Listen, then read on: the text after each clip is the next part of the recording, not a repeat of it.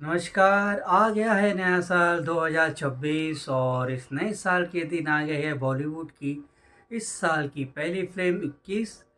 भारत के जवां सबसे जवां जाबाज अरुण खेत्रपाल की अद्भुत गौरव गाथा और साथ ही साथ हमारे हम सब के प्यारे धर्म यानी कि धर्मेंद्र की ये आखिरी फिल्म बहुत सी सा नॉस्टैल्जिया, बहुत सी उम्मीदें और बहुत सी यादें लेके ये फिल्म आई है। और देखते हैं कि 21 जिसे डायरेक्ट किया है श्री राम राघवन ने, क्या अपनी उम्मीदों पे खरी उतरती है या क्या वाकई 21 तोपों की सलामी के लायक है कि नहीं।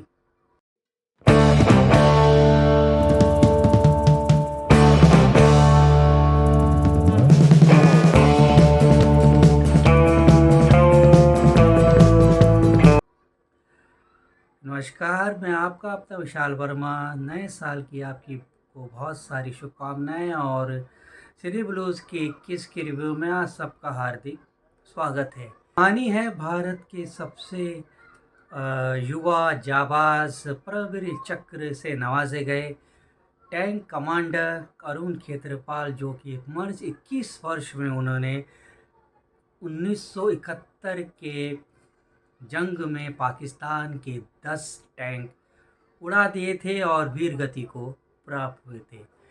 ये कहानी है उस जाबाज की और उस महान रेजिमेंट की, पूना हॉर्सेस जिसे कहा जाता है, वहाँ से ये उसकी अपनी अलग एक हिस्ट्री है। वहाँ से ये ट्रेनिंग लेके जाते हैं और 1971 के वार में बहुत ही अहम भूमिका निभाते हैं भारत की जीत की।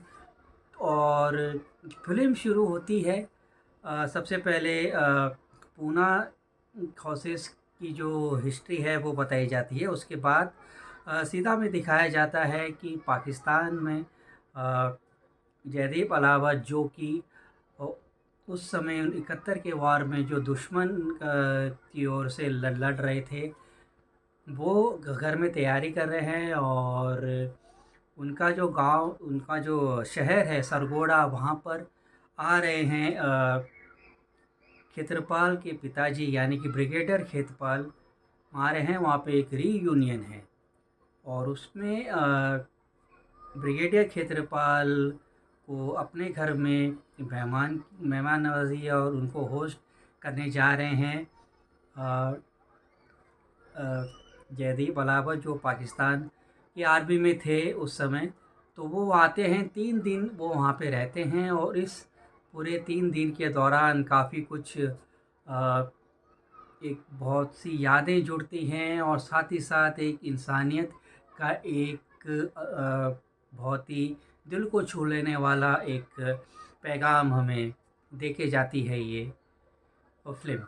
तो इसमें सबसे पहले बात करेंगे इसमें से जो सबसे अच्छी बातें हैं, तो और देखेंगे कि क्या इस धुरंधर और बॉर्डर 2 के जैसे माहौल के दौरान ऐसी फिल्मों का क्या भविष्य है और ये कहाँ तक स्टैंड कर पाएगी। तो जो अच्छी बातें हैं वो वहाँ से शुरू करते हुए, और उसे शुरू करने से पहले इनफैक्ट मैं ये कहना चाहूँगा कि धुरंधर, बॉर्डर 2 और 21 ये तीनों अलग तरह की फिल्में, भले इसके अंदर देशभक्ति एक कॉमन फैक्टर है और इसके अंदर नेशनलिज्म है, लेकिन धुरंधर जो है एक स्पाई फिल्म है। बहुत ही ज़बरदस्त फिल्म बनाई है, अव्वल दर्जे की फिल्म है। तूफ़ान की तरह फिल्म चल रही है और इसका तूफ़ान रुकते नहीं रुक रहा है।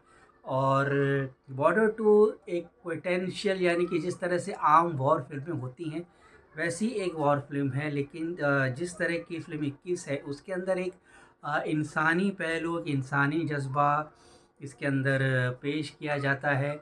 ये anti war film completely anti war film नहीं है, इसके अंदर ह्यूमैनिटेरियन चीज़ें इसके अंदर कही गई हैं। ये वॉर के अगेंस्ट नहीं जाती है, ये फ़िल्म कहती है कि वॉर चलता रहेगा लेकिन साथ-साथ इंसानियत भी चलती रहती है। आज जहाँ जंग हुई थी वहाँ पे लोग रहने लग गए हैं, बस गए हैं, लोग भूल जाते हैं लेकिन जंग भी चलती रहती है। लोग भी उस चीज़ को भी भूल जाते हैं। तो ये उसमें चलती है और श्रीराम राघवन जिन्होंने ऐसी मास्टरपीस है जैसा अंधाधुन और एक बहुत ही बेहतरीन साइकोलॉजिकल थ्रिलर एक हसीना थी और एजेंट विनोद, जॉनी गद्दार, जिस तरह की फ़िल्में उन्होंने दी हैं और जिस तरह का जॉनर से वो पहचाने जाते हैं, उससे एकदम अलग, एक से विपरीत उन्होंने एक नया जॉनर उन्होंने में अपना हाथ डालने की कोशिश की है और काफ़ी हद तक कामयाब भी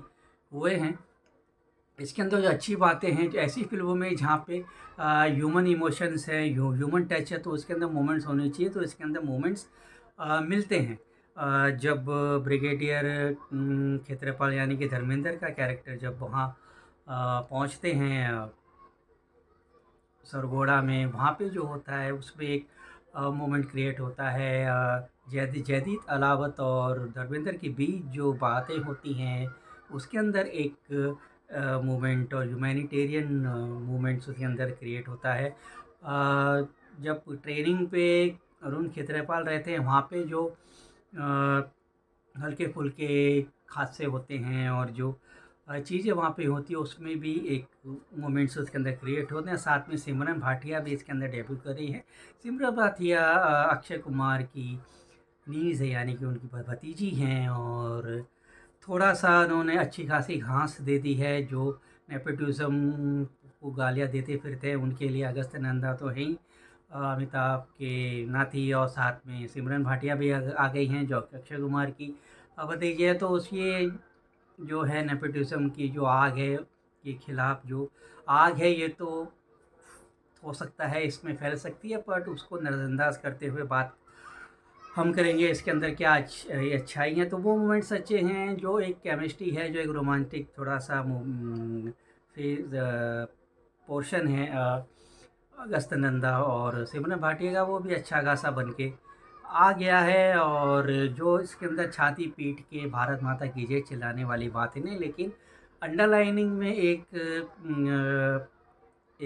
परत, एक लेयर जो नेशनलिज़्म का है, वो इसके अंदर महसूस होता है। वॉर सीन्स जो हैं वो बहुत ही बेहतरीन या ज़बरदस्त नहीं हैं, पर जो लास्ट का जो टैंक फाइट का जो सीक्वेंस है, जो मेन इस पिक्चर की जो असली वॉर के तरह की जान है, वो बहुत ही बेहतरीन रूप से, बहुत एक्साइटिंग, बहुत ही थ्रिलिंग वे में वो टैंक की फाइट्स इस पे दिखाई गई हैं। ट्रेनिंग के पोर्शन ठीक-ठाक हैं। वॉर फाइट बहुत अच्छे से पिक्चराइज़ की गई है और वो भी काफ़ी अच्छा बन के आया है। जहाँ तक परफॉर्मेंस की बात है, तो धर्मेंद्र को देख के एक नॉस्टैल्जिया से हम गुज़रते हैं और ये जानते हुए कि अब वो हमारे बीच नहीं है, लेकिन ये देख के लगता है कि वो सदा हमारे बीच रहेंगे ही। धर्मेंद्र एक लेजेंड हैं, सदियों से, जनरेशन्स आफ्टर जनरेशन्स धर्म जी के काम के, उनके व्यक्तित्व के, उनकी इंसानियत के और उनके सिनेमा के, उनके गाने उफ़!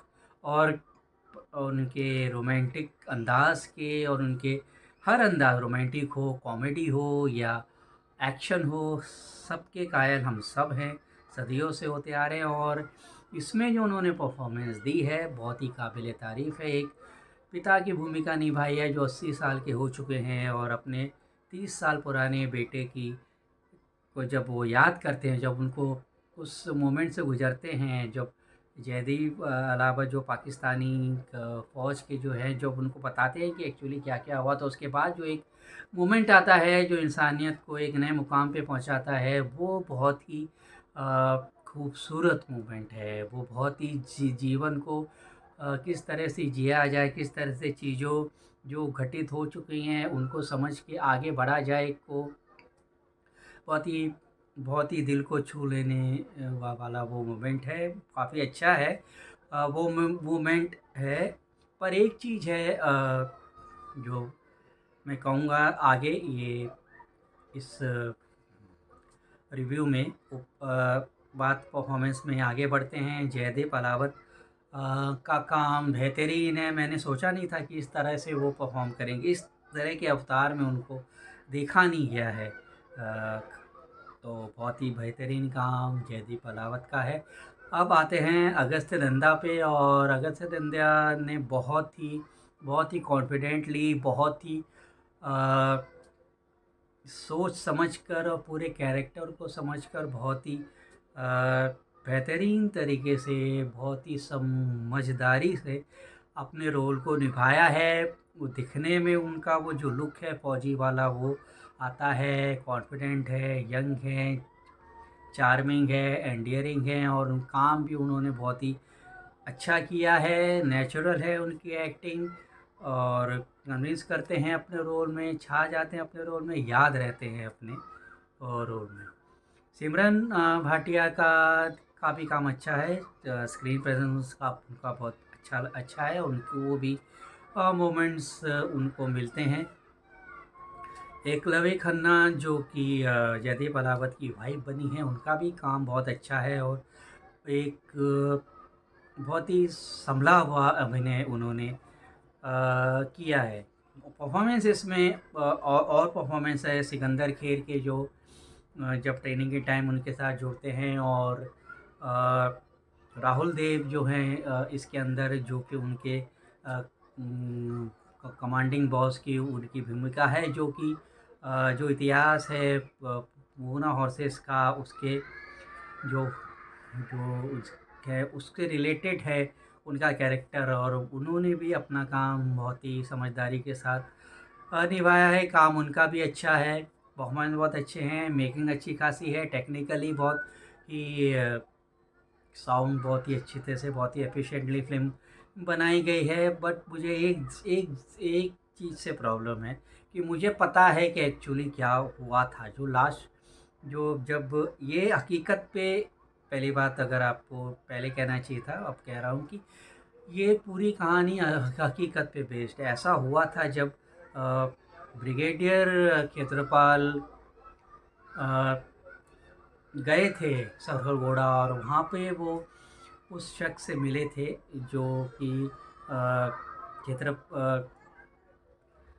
अपने उनके बेटे के जंग के दौरान वो सामने की सेना में, दुश्मन की सेना में थे, और दोनों के बीच मुलाकात हुई थी, और कुछ इमोशनल मोमेंट वहाँ पे हुआ था। वो मैं नहीं कहूँगा, नहीं तो फिर आपका इंटरेस्ट ख़त्म हो जाएगा। तो वो जिस तरह से वो घटना घटी थी, उसको यहाँ पे श्रीराम राघवन ने ड्रामाटाइज़ किया है, और वो भी अच्छा है, दिल को छूता है, इसमें कोई बात है। लेकिन ज्यों का त्यों जैसा हुआ था वैसा अगर श्रीराम राघवन दिखाते, तो मुझे लगता है कि पर्सनली मुझे लगता है कि ज़्यादा असर होता।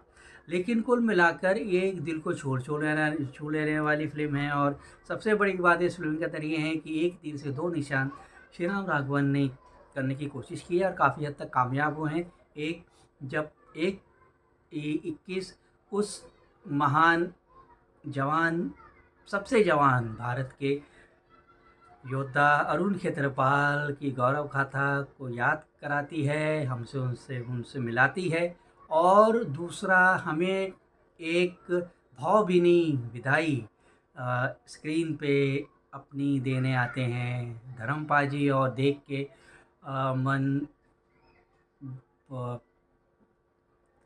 स्पीचलेस है। जब उनको स्क्रीन पे देख फर्स्ट टाइम मैंने देखा तो स्पीचलेस हो गया था मैं, आँख में आंसू भी आते हैं, और इमोशनल है फिल्म। वॉर है, लड़ाई है, पर फिर भी इसके अंदर इमोशन है, ह्यूमैनिटेरियन, एक ह्यूमैनिटी जो है वो इसकी सबसे बड़ी जीत है। और कुल मिला के मैं इसे दूंगा 3.5 स्टार। और आपसे गुजारिश है कि आप अगर ये फ़िल्म देखते हैं तो फिर देखिए और हमें बताएं कि आपको फ़िल्म कैसी लगी। हमारी रेटिंग से आप सहमत हैं कि नहीं, और आपको फ़िल्म अच्छी लगी तो कौन सा पार्ट आपको अच्छा लगा, और अगर ख़राब लगी तो आपको इसके अंदर क्या ख़राब लगा। और हमारा चैनल आपने फॉलो नहीं किया तो हमारा चैनल आप फॉलो करें। तब तक के लिए मैं आपका विशाल वर्मा से इजाज़त चाहूँगा। फिर मिलेंगे अगले वीडियो में, तब तक के लिए खुश रहे, आबाद रहे, अपना ख्याल रखें और अपनों का ख्याल रखें। गुड बाय, थैंक यू, जय हिंद।